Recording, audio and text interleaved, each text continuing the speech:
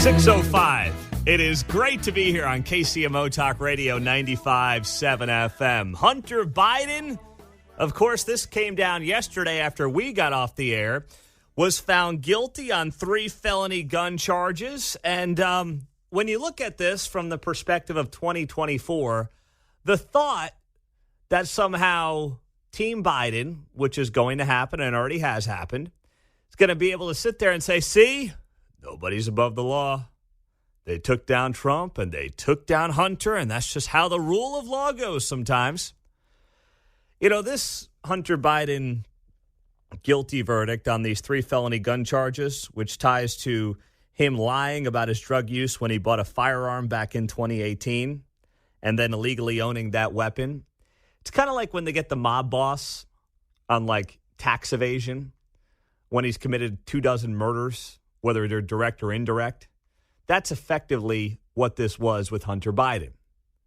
Somebody who, you know, there's a lot of shenanigans, a lot of shady stuff. And by the way, Hunter is going to be back in the courtrooms in September when he goes on trial on 3 felony and 6 misdemeanor tax charges.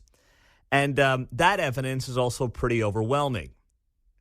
But the broader picture here when it comes to illegal actions of Hunter Biden and, frankly, the entire family lead into what kind of relationships may have been had with overseas governments while Joe was vice president leading into his time to be the next president of the United States just a few years ago. With his brother, with Hunter, it was a family business. Now, we don't have all those answers right now, but my point is this is small stuff in the grand scheme of things. And for Team Biden, it allows them to get up there and say, you know what? See, I don't know what Donald Trump's talking about. My kid just got hit with felony charges. He might be going to prison. Donald Trump's complaining about the rule of law? No. How dare you? He can't do that. So this is a classic example of, in the grand scheme of things, this actually works out as a win for Joe Biden. And what else does he get to do and does the family get to do? They get to highlight Hunter as a victim of addiction. Now, many of us, whether it's ourselves, immediate family, extended family, have dealt with people who have suffered from addiction. It's tragic. Some people never get out of it. Some do. It's not an excuse for acting like Hunter Biden did. It's not an excuse for breaking the law. But many of us deal with people directly or somewhat more indirectly who have addiction issues. It's never an excuse to break the law.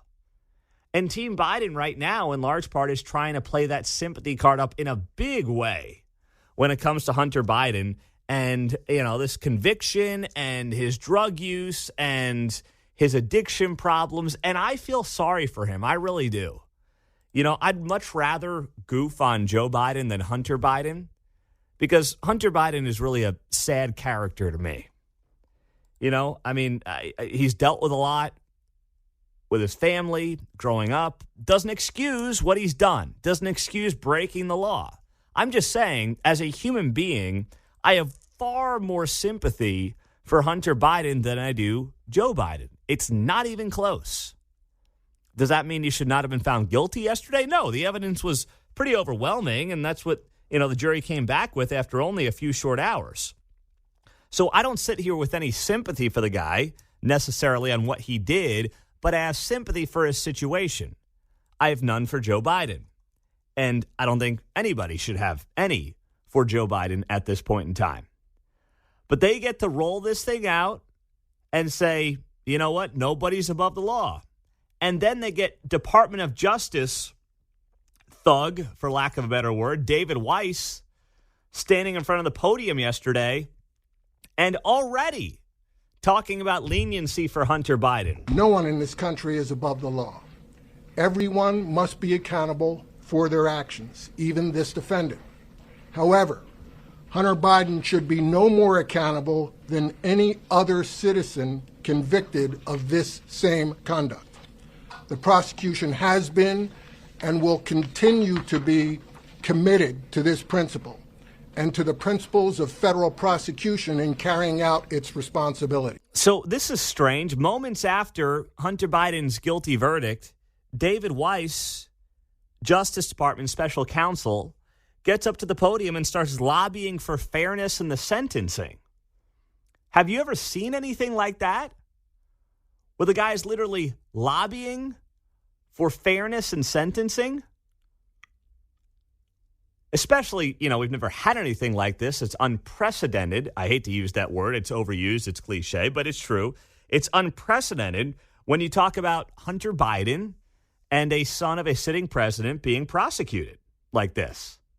But then to have the Department of Justice get up there and advocate for fairness and somewhat of a lenient approach to the president's son, and then they still want to go out there and tell you that everything's on the up and up? And that if you are cheering Hunter Biden, you can't complain about Donald Trump? I'm not cheering Hunter Biden. When it comes to anything in the rule of law, you should just look at it and say, was it fair? Was it just? Was it right? I don't cheer it on. I don't really care. Frankly, I don't think this thing really helps or hurts Joe Biden in any kind of meaningful way. I know some people are going to feel otherwise, but I promise you, no one's going to go to the polls thinking about Hunter Biden in 5 months. It's meaningless. So now you just sit back and you say, moving forward, what does it mean? Well, for Donald Trump, in a perfect world, Hunter Biden would have been found not guilty. That is true in a perfect world because it would have fed into Donald Trump's narrative that there are rules for thee and not for me. That's true. But do I think this hurts him? Do I think that, John and I were joking about this before the show, that now people can say, oh, see, Trump's got no case to make about his legal issues, John. Well, it's the same thing. Yeah. No, I didn't realize Hunter Biden. I didn't realize he was running for president. Yeah, well, that's was the being other shut thing. down by the opposite party. Yeah. They're exactly the same. They were preventing him from going to rallies and going around the country and weren't going to allow Well, it took him off ballots. Yeah, exactly right. Yeah, Hunter was going to be on the ballot for so dog it's the catcher. same thing. Trump's got no leg to stand on. Yeah, exactly right. I mean, no one in their right mind who's an honest broker can believe that for a second. No way, no how. Now, what's going to happen in the fall? That's kind of the next question with these tax issues he's dealing with in California.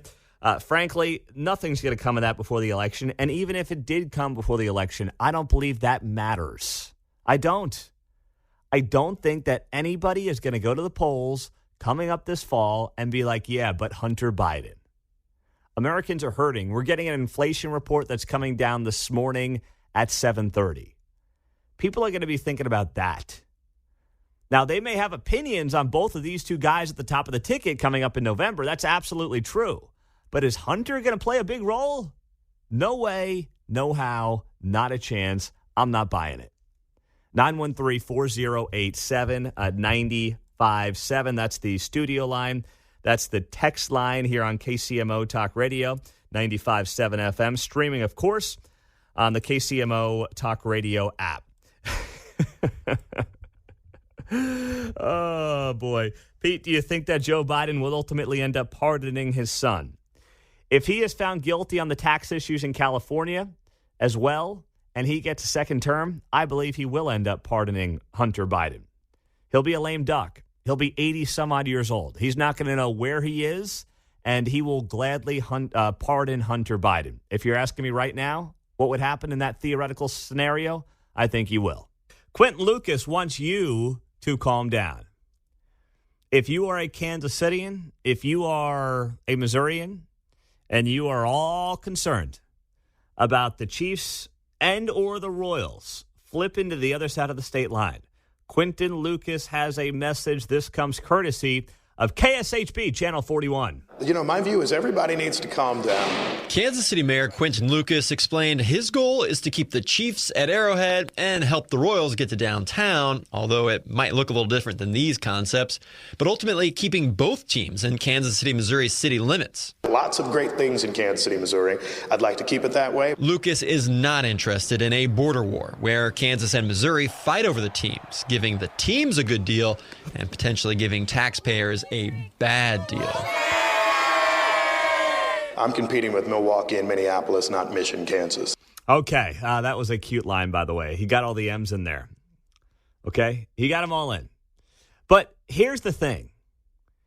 And I don't like this for the region. I don't like it for Kansas City. I don't like it for Missouri.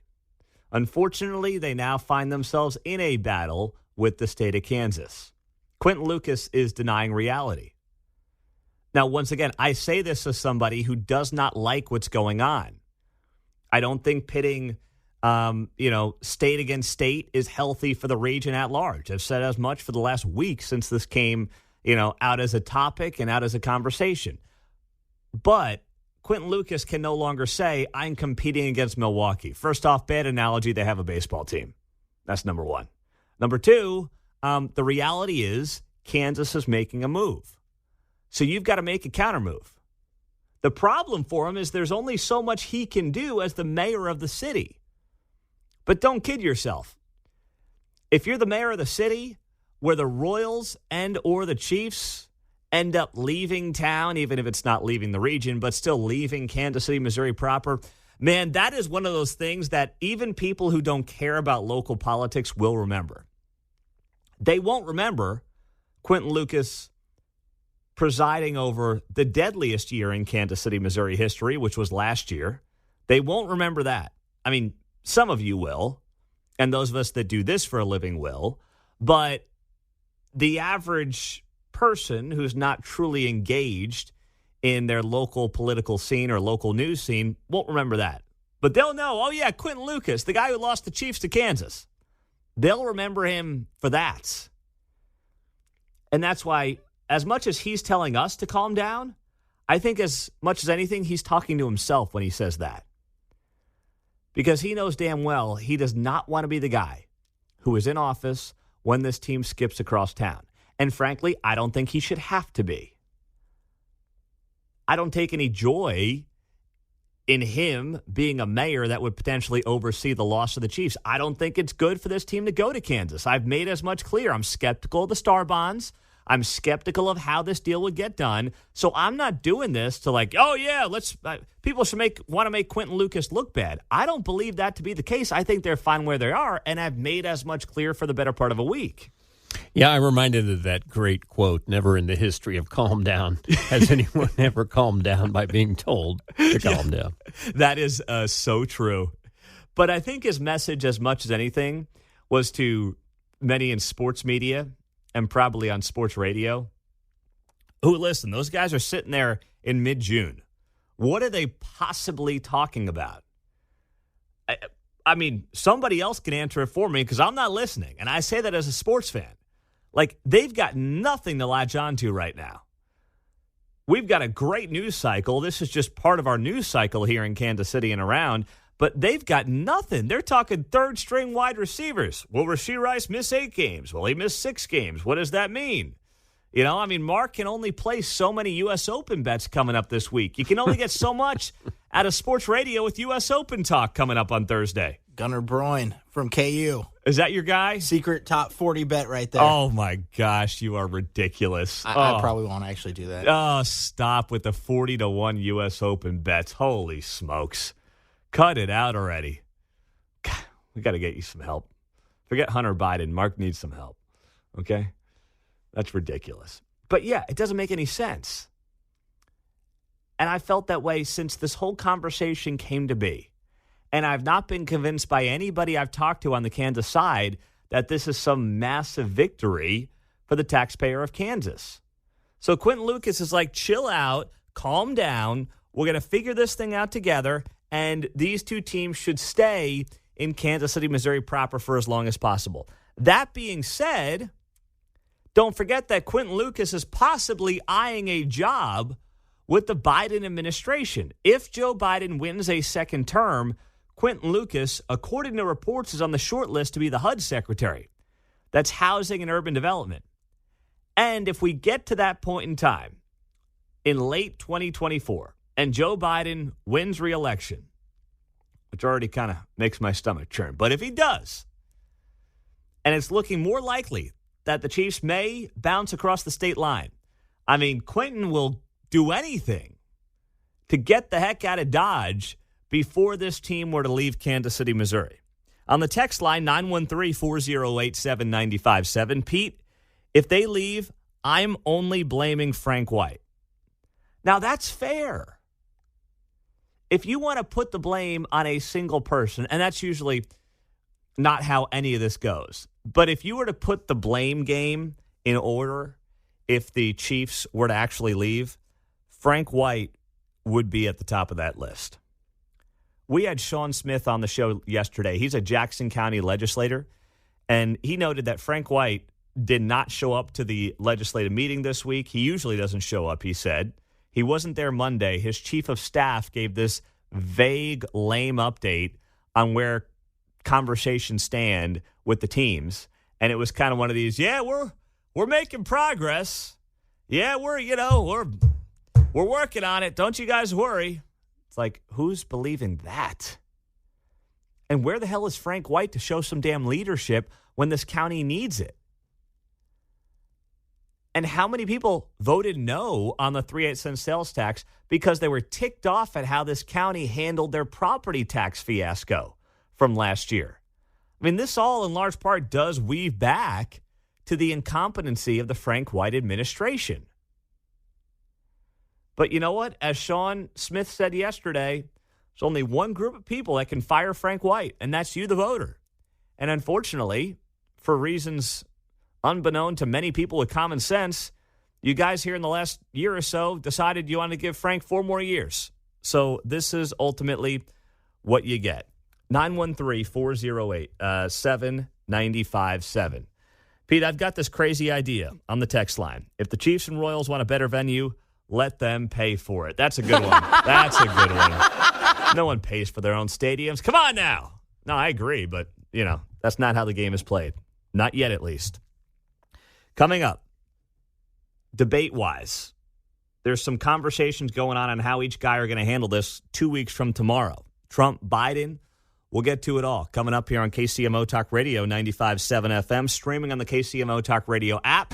2 weeks from tomorrow, first debate between Donald Trump and Joe Biden. He's a sick guy. That's right. That's happening in 15 days, and now it's starting to get more attention in the media.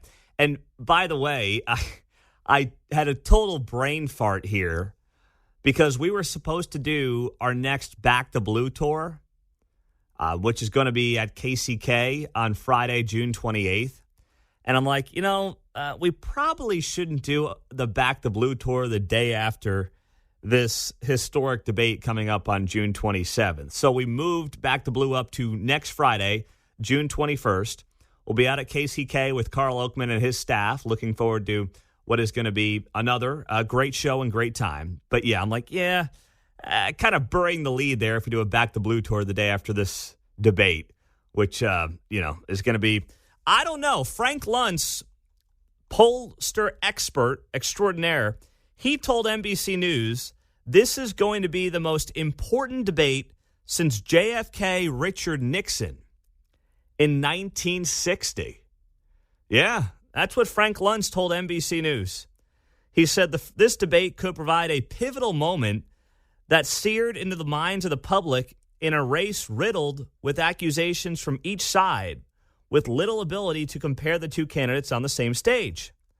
Luntz added, we all get a chance to see whether Joe Biden is as feeble as Trump says he is, and we all get a chance to see whether Donald Trump is as unhinged as Joe Biden says he is. What a couple of options, huh? Unhinged versus feeble, round one. This is our chance to test the worst accusations of the candidates against each other. So I actually think that Luntz makes a good point there, and that's why Donald Trump has to be careful in setting the bar too low for Joe Biden. And Ben Shapiro noted this yesterday. He said, if Donald Trump basically portrays Joe Biden as nothing more than a vegetable, and if Joe exceeds those expectations of being a vegetable, and he strings together coherent half a dozen sentences at a time, suddenly Joe Biden has exceeded expectations and looks like somewhat of a winner. So that's where, if you're Trump, you can't listen. We all see what's going on with Joe Biden with our own two eyes. Did you see him at the Juneteenth event a couple of nights ago? I mean, he didn't look like he knew what planet he was on as he was standing there. He just didn't. It was kind of scary, but he had this big S-eating grin on his face. So if Trump's going to go in there and say, Joe is so feeble, he doesn't even know where he is, what he's saying, it's one thing for me to say it.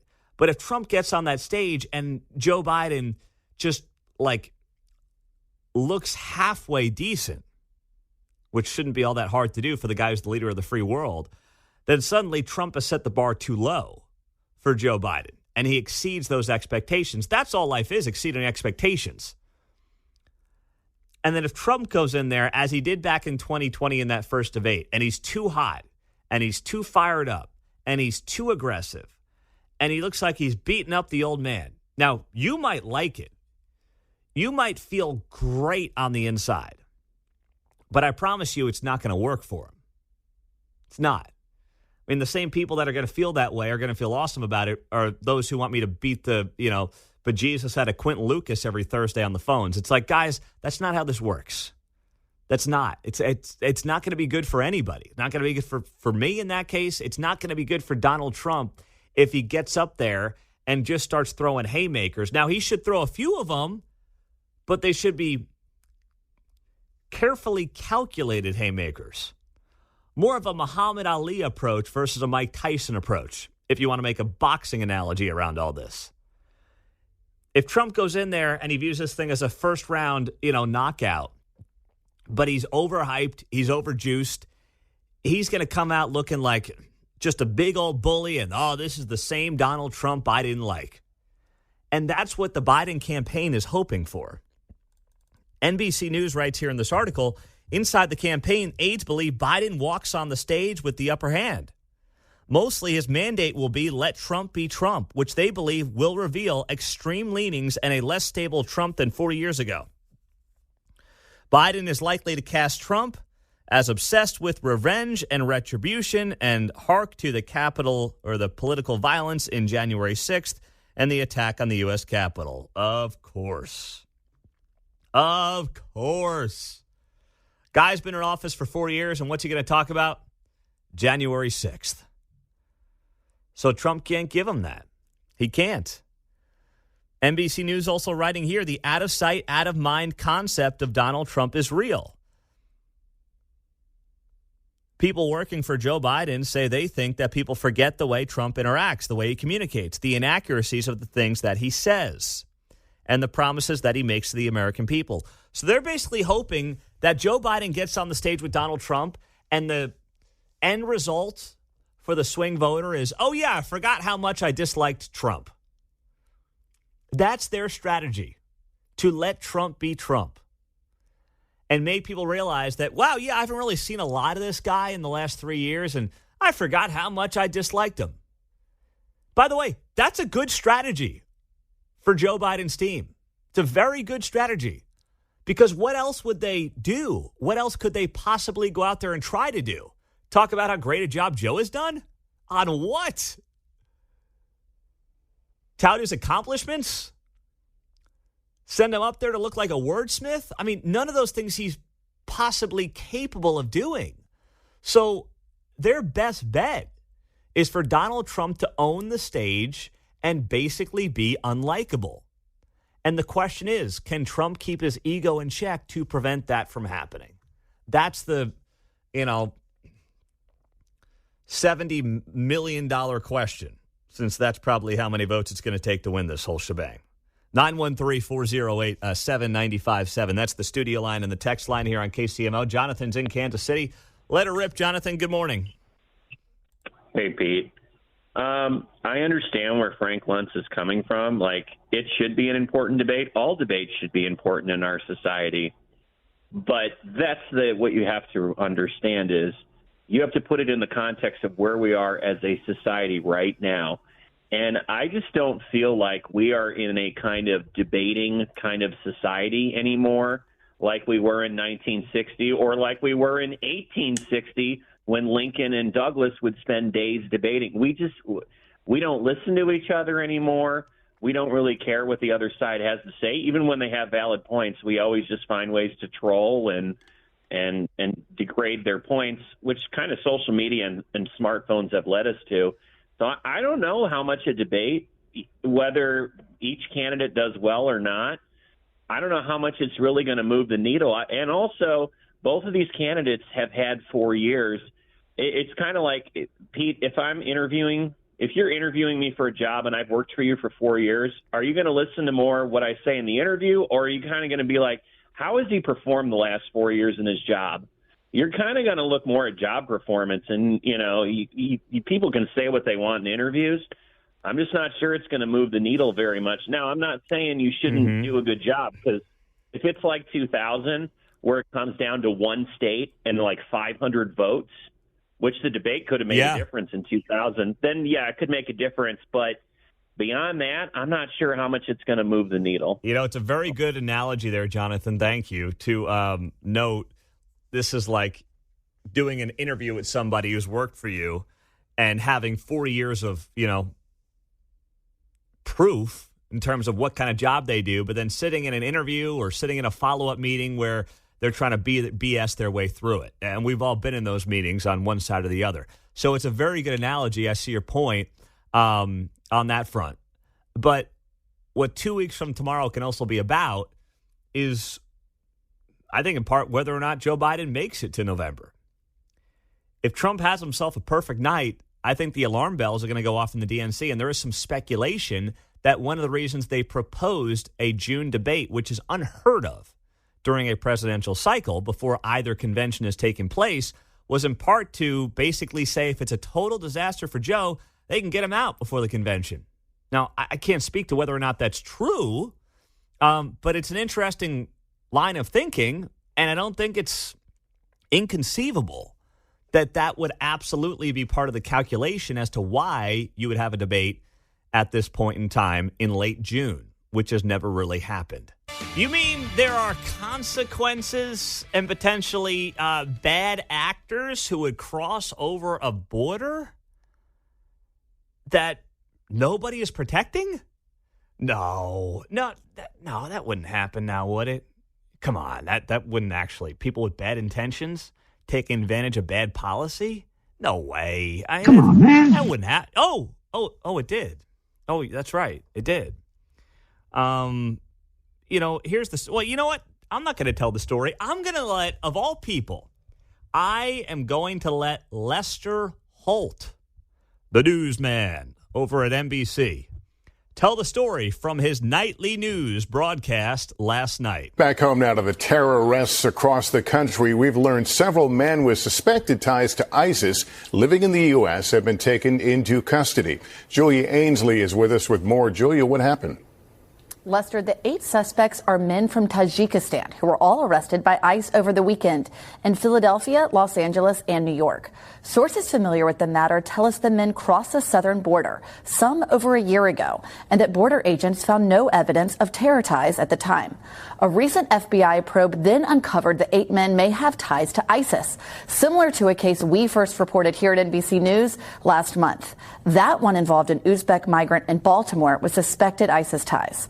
Tonight, the FBI and DHS say the suspects are now in ICE custody and warned that the U.S. is in a heightened threat environment for terrorism. Lester? Julia Ainsley, thank you. Okay, that from Lester Holt's broadcast last night on the Nightly News.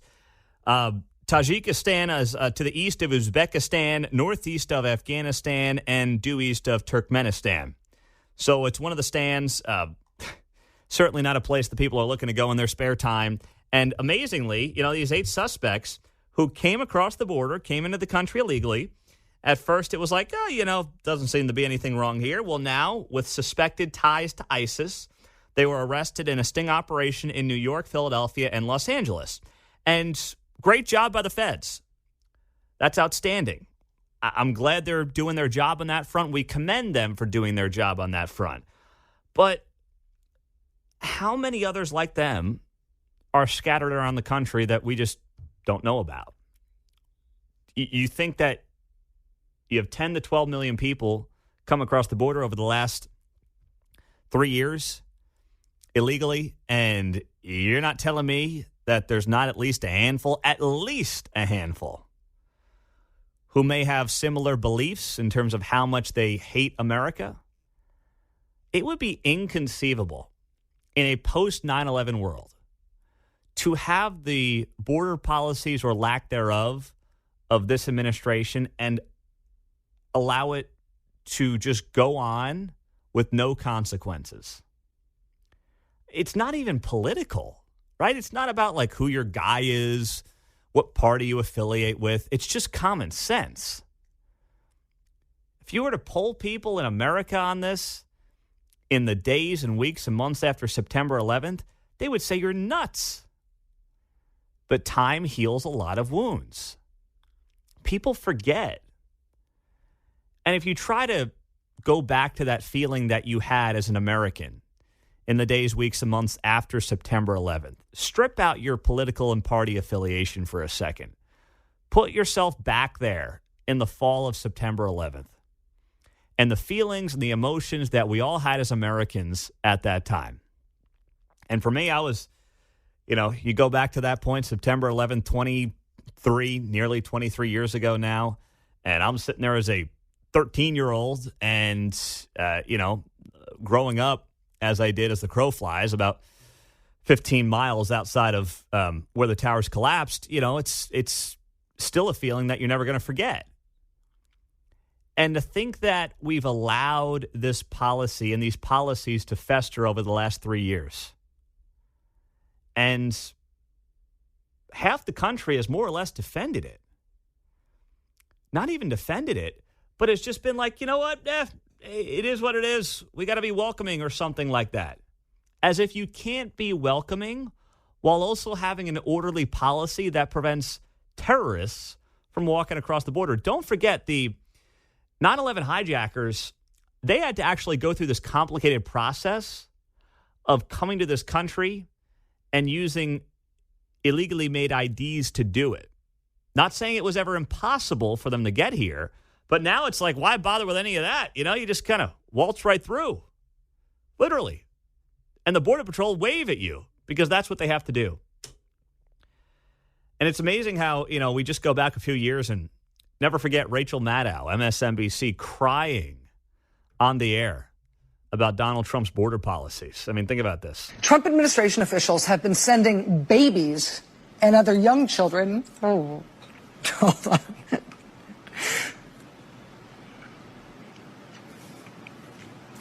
To at least 3.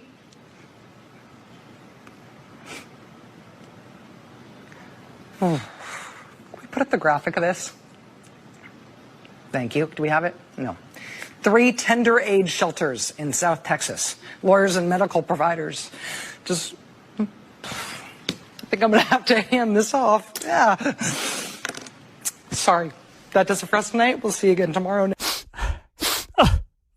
We'll see you again tomorrow night on That Show Gonna Make It. And the award for Best BS Artist goes to...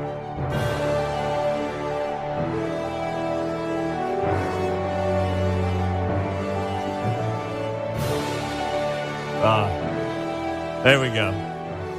Rachel Maddow, everybody. Woo! It's a segment called Crocodile Tears. Brought to you by the late, great Crocodile Hunter.